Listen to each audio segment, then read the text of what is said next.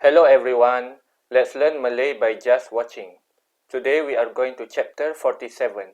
I'm going to explain about affixes. Chapter 47 or Bab 47. Affixes. Up to now you have learned nearly all the important prefix and suffix. Before we come to the end of the course, let's learn a few more. First, suffix la or la. One of the functions of the suffix la is to emphasize the meaning of the word to which it is attached, whether it is a noun, verb, adjective, or adverb. For example, saya fikir durianlah buah yang sedap sekali. I think the durian is the most delicious fruit. Kalau awak hendak, ambillah. If you want, take it. Cantiklah poster itu. The poster is beautiful. Perlahan-lahanlah sikit. Move slowly, please. The suffix la also used to balance the sentence. That is to make the sentence more readable. Examples: beberapa tahun kemudian, ramailah orang tinggal di situ. Some years later, many people live there. Dengan membaca dan bertutur tiap-tiap hari, maka dia pun pandailah berbahasa Melayu. By reading and speaking every day, he became conversant in the Malay language. Datanglah bila-bila lapang. Do come whenever you are free. Suffix ta. This suffix is very seldom used. It indicates a half question. Examples: apatah daya kita orang miskin? What can we do as we are poor? Manatah keberanianmu? Where is your courage? Suffix nya. This suffix has at least 3 functions. Examples: number 1, as a personal pronoun in the third person. Examples: beri wang ini kepadanya. Give this money to him or to her. Ahmad menyimpan wangnya di dalam tabung. Ahmad keeps his money in a money box. Katanya dia akan datang. He said that he would come. As-nya is merely an affix. It cannot be used as a subject. Number 2, it lays emphasis when attached to an adjective or an adverb. Examples: amboi, besarnya ular. Oh, how big the snake is. Lebatnya hujan. How heavy the rain is. Pantasnya budak itu berlari. How fast the boy runs. 3. When attached to certain nouns, it turns the noun into possessive or an adverb. Examples: khabarnya, its news or the news is. Nampaknya, its look or the look is. Akhirnya, its end or finally. Mulanya, its beginning or at first. Asalnya, its origin or originally.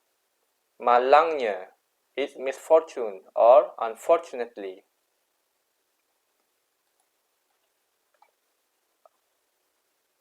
Khabarnya, kapal angkasa itu telah mendarat di bulan.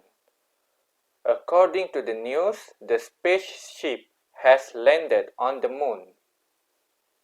Hari nak hujan nampaknya. It looks like it's going to rain. Malangnya, dia tidak dapat menyertai rombongan ke Pulau Pangkur itu. Unfortunately, he was not able to join the party to Pulau Pangkur. Prefix juru. This prefix juru, which means skilled workman, is attached to certain words to form nouns which refer to experts in a certain field. Juru bina, architect. Juru jual, salesman. Juru kamera, cameraman. Juru selam, diver. Juru soleh, beautician. Juru teknik, technician. Juru hebah, commentator or announcer. Juru type, typist. Juru terbang, pilot. Juru rawat, nurse. Juru bahasa, interpreter. Jurutera, engineer.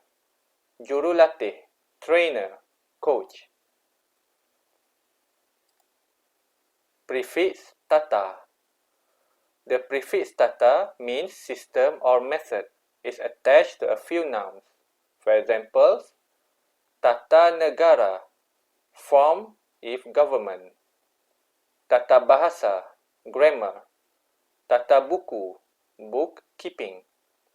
Tata rakyat, civics. Tata tertib, discipline. Suffix 1 and wati. The suffix 1 is affixed to a number of nouns and adjectives to form words which refer to persons. The suffix wati is for the feminine, but it's used with very few words. Angkasawan, astronaut. Sukarelawan, volunteer. Wartawan, journalist. Sastrawan, literally man. Hartawan, wealthy man. Dermawan, philanthropist. Jutawan, millionaire. Peragawati, model. Seniwati, actress. Words to remember. Motosikal, motorcycle. Perbuatan, act. Gangguan, disturbance. Penjara, jail. Traffic, traffic. Denda, penalty. Kemalangan, accident. Kecenderungan, tendency. Ketenteraman, peacefulness. Perlumbaan, race. Ikan lumba-lumba, dolphin. Undang-undang, law. Pesalah, wrongdoer. Kematian, death. Remaja, youth or teenager. Activity, activity. Kerosakan, destruction. Pergerakan, movement. Dikategorikan, classified. Mengancam, to threaten. Bertentangan, to go against. Membawa, to result in. Dikenakan, to sentence. Menyedari, to be aware. Haram, illegal. Amat, very. Padah, consequence. Awam, public. Buruk, undesirable.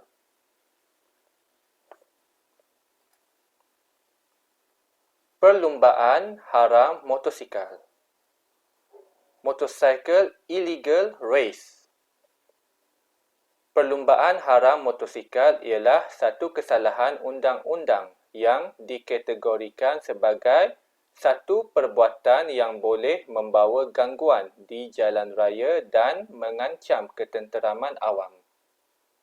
Illegal motorcycle race is a law offence that categorized as an offence that bring disturbance in the road and threaten the public peacefulness. Sebarang perbuatan salah laku yang seumpamanya. Any action, offence, and the kind of it, pesalah boleh dikenakan.